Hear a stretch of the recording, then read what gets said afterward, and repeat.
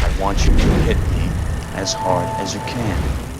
It's crazy to think, but back in 1991, Keanu Reeves seemed an unlikely action hero. Then best known for the Bill and Ted movies, the studio, 20th Century Fox, took a big risk when they cast him as surfing FBI agent Johnny Utah in Point Break. But then again, nothing about this masterful action classic was ordinary, as you'll see in this edition of Real Action.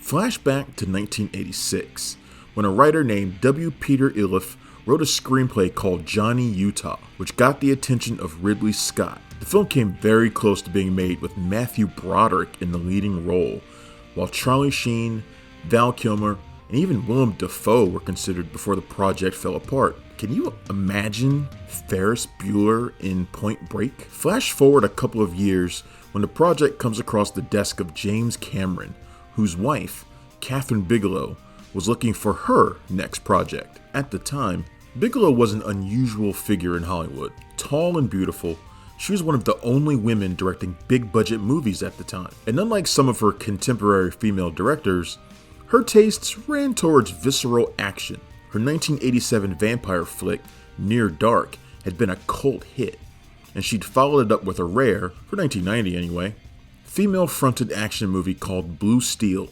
starring Jamie Lee Curtis. While the film was not a hit, no one could deny Bigelow had a slick sense of directing, and when she and Cameron began to develop Point Break as a directing vehicle for her, all of the elements gelled. With this, she'd be making a male-driven, testosterone-fueled epic, but through a female lens, which would give the film a strikingly different vibe that would make it as popular with women as with men, a rare feat.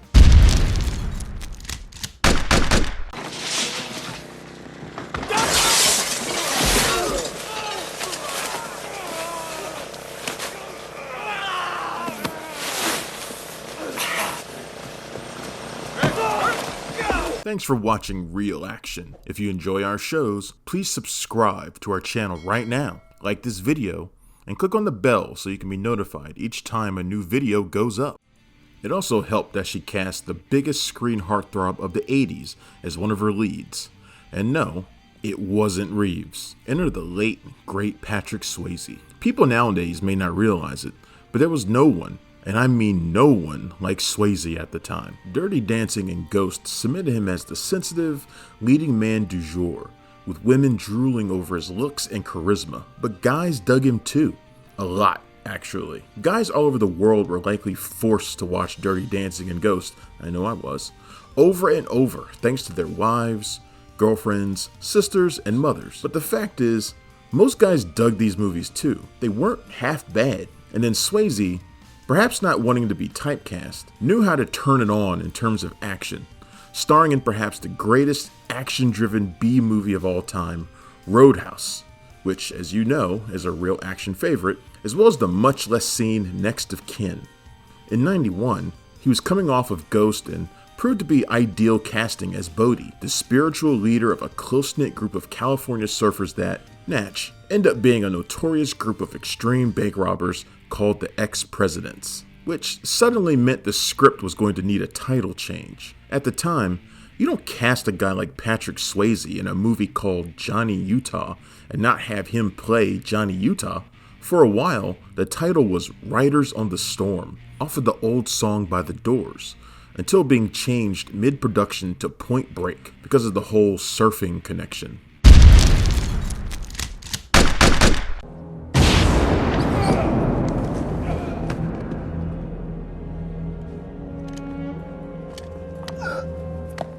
By the time cameras rolled, Cameron and Bigelow had completely overhauled the script, but were denied writing credits.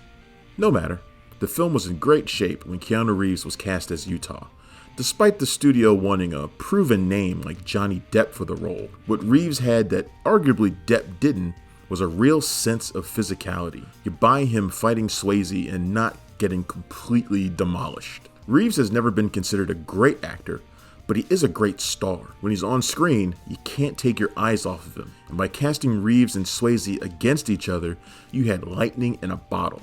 Both Reeves and Swayze were in their prime here, with the latter engaging in a lot of on-screen bravado that probably made the studio nervous, but was perfect for the film. When you see Bodhi surfing, that's Swayze catching a wave. He had never really been on a surfboard and cracked 4 ribs, but refused a double as he never used them.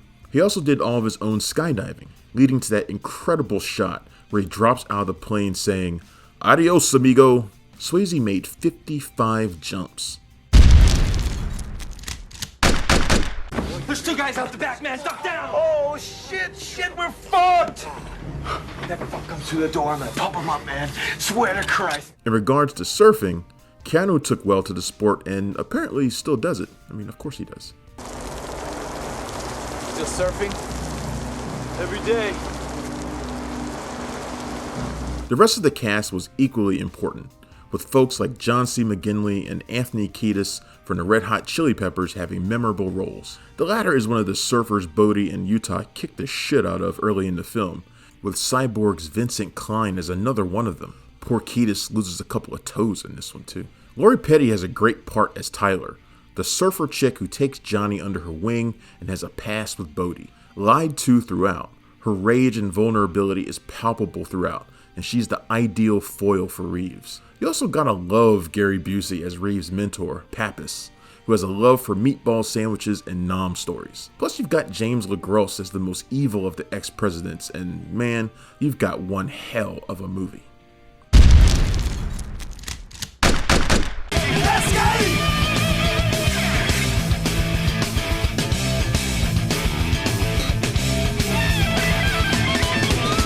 Bigelow directs the film with amazing style. The action scenes are impeccable, with one of the best foot chases ever mid-film. Plus all those kinetic bank robberies, surfing, and skydiving sequences. Her directing was initially underappreciated, but as the years went on, Point Break ended up appearing on a lot of best of the decade lists. So what makes Point Break so great? In a word, everything. From the direction, to the writing, to the performances, the film is impeccably crafted, and one of the best films of its era. For one thing, both the bromance between Bodhi and Johnny, and the legit romance with Tyler are beautifully nuanced. Johnny knows Bodhi is the man he's after, but he doesn't want to believe it. He also knows his relationship with Tyler is doomed, but again, doesn't want to believe it. He's introduced as this straight-laced preppy agent, but by the end he's long-haired, bedraggled mess who chucks his badge in the water. The film also has a strong sense of atmosphere, with it capturing the California vibe of the late 80s, early 90s, in a way that feels authentically 1991. The soundtrack is key, not only the score by Mark Isham, but also the LA band-heavy rock songs like Rats, Nobody Rides for Free, and LA Guns, Public Image Unlimited, Concrete Blonde, and others contributing tracks. The handheld camera work is audacious, and a dry run for what Bigelow would accomplish next on Strange Days. I wish she'd maybe return to action flicks at some point, but she seems to have moved on from the genre. It's too bad because she's one of the best action directors of all time. Oddly enough, the film wasn't a huge hit when it first came out. It made a decent amount of money, about $40 million, give or take, which more than covered the budget, but it became really popular on home video and cable. Years later, the plot would be utterly copied by the Fast and the Furious. And before you get mad, you know I'm right. Don't even try it.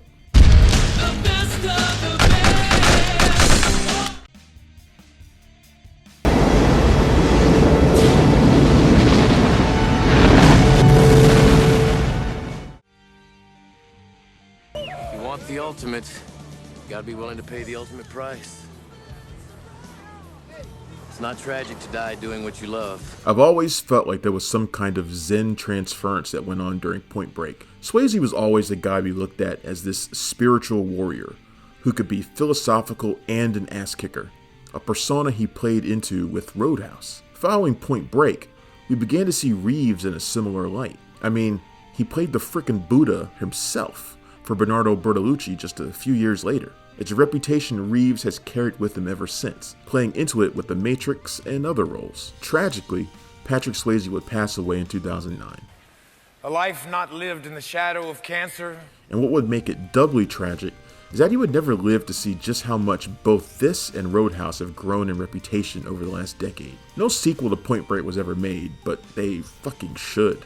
You see, we all know about the abysmal remake, Point Break, or as I like to call it, Point Fake. But there was an opportunity to do so much more.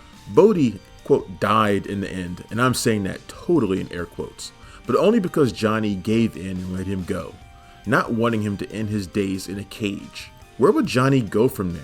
In my mind, they missed the boat by not doing a sequel where Johnny would become a Bodhi-esque figure. The only difference is that where Bodhi lost control and people died, Utah would stay in control and achieve things Bodhi never could. That's the sequel I want to see, where Utah is a mythical figure sought out by a new lead. If you could get Bigelow to direct, you could potentially have a legit action classic on your hands. But alas, they decided to do a cheap, piece of shit remake instead. Oh well, Keanu seems to be doing okay.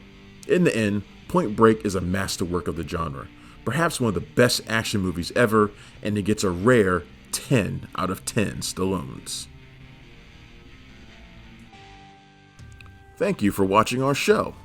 If you like what you see, please subscribe to our channel, tell your friends who like this sort of content, and turn on the bell to receive notifications for all of our latest videos. We're an independent company and we appreciate all of your support.